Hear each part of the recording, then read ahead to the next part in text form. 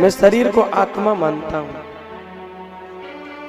नयनम छिद्दन्ति शस्त्राणि नयनम दहति पावक। और गीता में भगवान कहते हैं कि आत्मा तो अजर अमर है, न कोई मार सकता है, न जला सकता है, न भिगो सकता है। इसलिए कहते हैं कि राजन, तुमने जो कहा वो सत्य है। शरीर शरीर के बोझ को उठाता है, लेकिन आत्मा किसी के बोझ को नहीं उठाती। किसी संत की वाणी से मैंने सुना है कि जो आत्मा होती है ना, सरसों के दाने का 100वां भाग बनाइए। एक छोटे से सरसों दाने का 100वां भाग, जितना छोटा वो एक भाग होगा उतनी ही शरीर में आत्मा होती है। वो मानव में भी उतनी है, वो चींटी में भी उतनी है, और वो विशालकाय हाथी में भी उतनी ही है। किसी में वो कम ज्यादा नहीं होती है, वो सब में उतना ही बराबर रहती है। जड़ भरत के वचनों को सुन के रहुगण को लगा, अरे ये तो कोई संत लग रहे हैं मुझे, इनके ज्ञान बड़े सुंदर हैं। कि गुणानुरक्तम व्यसनाय जंतो अक्षेमाय नैर्गुण मथो मनाश्याम। कि यथा प्रदीपो घृतवर्तिमस्मन् शिखा सधूमा भजति हान्यदाश्रयम्। अहम पुरो भरतो नाम राजा। जड़ भरत ने कहा कि राजन, मेरा जो स्वरूप है वो हर कोई दर्शन नहीं कर सकता। तुमको देखने में लगता होगा मैं अवधूत का वेश बना के पागल जैसा घूम रहा हूं, मैं भरत नाम का राजा हूं। भरत नाम सुनते ही राजा रहुगण भरत जी के चरणों में प्रणाम करते हैं कि अकोविदा को विद्वादवानो अवधस्यथो नाति विदाम वरिष्ठः अनासूरयो हि ब्रह्मारमेनम अतत्वामर्षेण सहामनन्ति।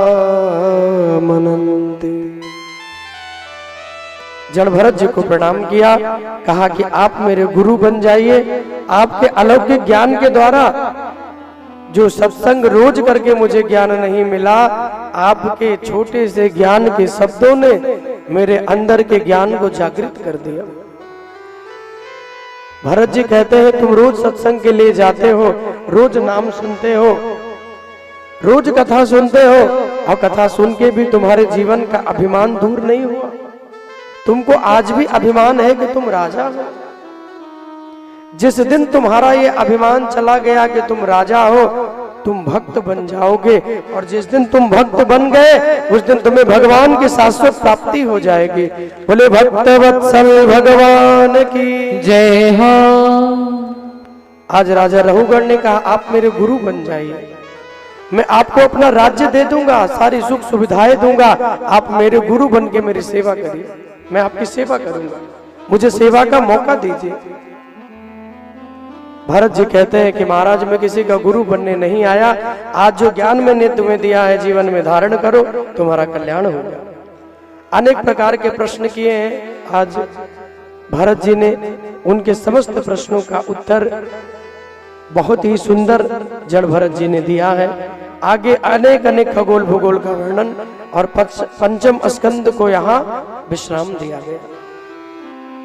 छठा स्कंद प्रारंभ हुआ और यहाँ एक भगवान के भक्त की कथा प्रारंभ हुई कि कान्य कुब्जे दुजा कश्चिद दासी पतिर अजामिलः नामना नष्ट सदाचारो दास्याः संसर्ग दूषितः। कान्य कुब्ज नगर में, जो आजकल कानपुर भी कहते हैं, उस नगर में एक ब्राह्मण रहते हैं जिनका नाम है अजामिल। आपने कई बार इनकी कथा सुनी होगी, जानते भी होंगे ये कौन है।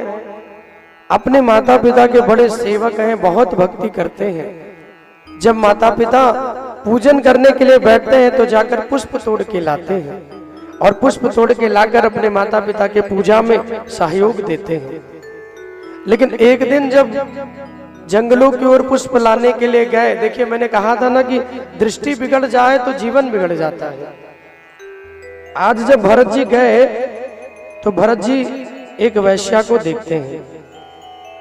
एक पुरुष के संग में समागम करते हुए जब भरत जी ने उनको देखा, भरत जी का मन उस वैश्या के प्रति आकर्षित हो गया।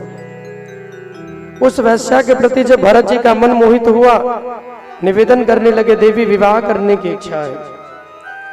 अब कोई गणिका हो तो वो तो धन की लोभी होती है, वो विवाह करके किसी के घर में क्यों रहे।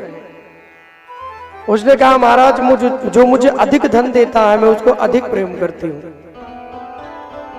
चोरी करने लगा, हिंसा करने लगा, अनेक अनेक जानवरों को मारने लगा और उनके चमड़ों को बाजार में बेच के जो धन मिलता उससे गणिका को प्रसन्न करने लगा।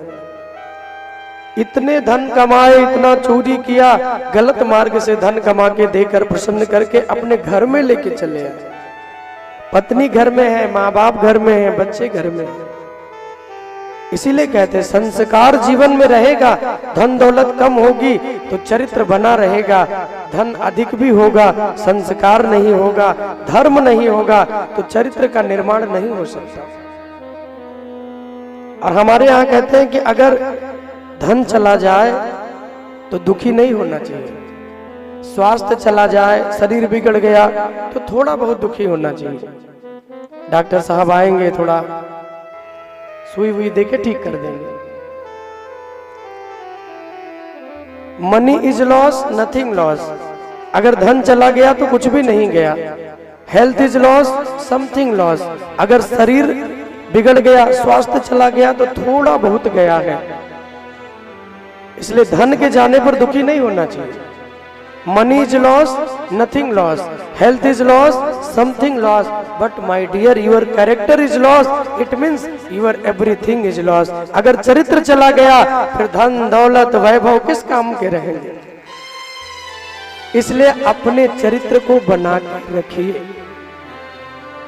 सदा सद्भावतियों की जहां में जीत होती है चरित्र जिनका उज्जवल, सदा उन्हीं की प्रीत होती है। सदा सद्भावतियों की जहां में प्रभु से प्रीत होती है, सदा सद्भावतियों की जहां में प्रभु से प्रीत होती है चरित्र जिनका उज्जवल, जहां में उन्हीं की जीत होती है। सब कुछ चला जाए तो दोबारा मिलेगा, चरित्र चला गया तो नहीं मिलेगा। अपने कैरेक्टर को हमेशा बना के रखिए। धन चला जाए आप फिर कमा लेंगे। आज ये नौकरी चली गई, कल और ज्यादा पगार वाली नौकरी मिल जाएगी। शरीर बिगड़ गया, आज बुखार हो गया तो क्या हमेशा थोड़ी होगा। आज हो गया, कल है, परसों है, खा के दवाई लगा के इंजेक्शन फिर चकाचक हो जाएंगे, फिर ठीक हो जाएंगे। तो थोड़ा बहुत दुखी होना चाहिए। स्वास्थ्य चला गया, चलो ठीक हो जाएंगे। जीवन में धर्म संस्कार अपने परिवार में जरूर दीजिए। आप जो भी बड़े हैं उनकी जिम्मेदारी है अपने बच्चों को अच्छे मार्ग पे लगाने की। कलयुग का समय है, यह समय बहुत ही बुरा चल रहा है। थोड़े थोड़े पैसे के लिए लोग चोरी करते हैं, किसी को मार डालते हैं। किसी का किसी के प्रति कोई मोह नहीं है, संबंधों का भी मोह नहीं है। आप न्यूज में रोज सुनते होंगे, उन्होंने ये कर दिया, उन्होंने उनके साथ ये कर दिया, उनको मार दिया, उनको पीट दिया। संबंध भी अब इस कलयुग में सुरक्षित नहीं रहे। लगा था कि कलयुग के अंतिम चरण में ये सब होगा, अभी से हो रहा है, अंतिम में क्या होगा सोचो। इसीलिए धन्य है वो साधु संत और धन्य है भगवान की कथाएं, जो कलयुग के ऐसे वातावरण में भी व्यक्ति के मन में भगवान की भक्ति को भर देती हैं, जिससे कहीं ना कहीं भले कुछ दिन ही सही मन हमारा हमारे कंट्रोल में रहता है। हाँ जी कि ना जी, मन जो है वो हमारे बस में रहता है। यहाँ जितने भी लोग बैठे कथा पंडाल में, यहाँ कथा सुनते सुनते किसी को मारने की इच्छा तो नहीं होती ना? बोलिए, होती है? किसी का धन लेने की इच्छा तो नहीं होती? उनका मेड़ काट लेंगे, एक बिता हमको ज्यादा मिल जाएगा। गांव में जब खेत होते थे पहले, कितने छोटे छोटे मेड़ होते थे, दो दो तीन तीन लोग एक संग में चले जाए। आज इतने पतले हो गए, इधर वाले काट रहे हैं, इधर वाले काट रहे हैं। बताओ, उस खेत की मेड़ को काट के कितना धन उगा लेंगे, कितना गेहूं पैदा हो जाएगा। लेकिन नहीं, वो इधर से काटे जा रहे हैं, इधर वाले इधर से काटे जा रहे हैं। अब मेड़ भी बेचारा इतना हो गया कि वो खुद ही इतना कमजोर हो गया, कह रहा अब हम खुद ही गिर जाएंगे, हमको काटो मत। कितना काटो। तो लोगों की ये मानसिकता है भैया, इन मानसिकताओं से बाहर निकले। संतोष का धन अपने जीवन में हमेशा धारण किया कीजिए। कम मिले तो भी प्रसन्न रहिए।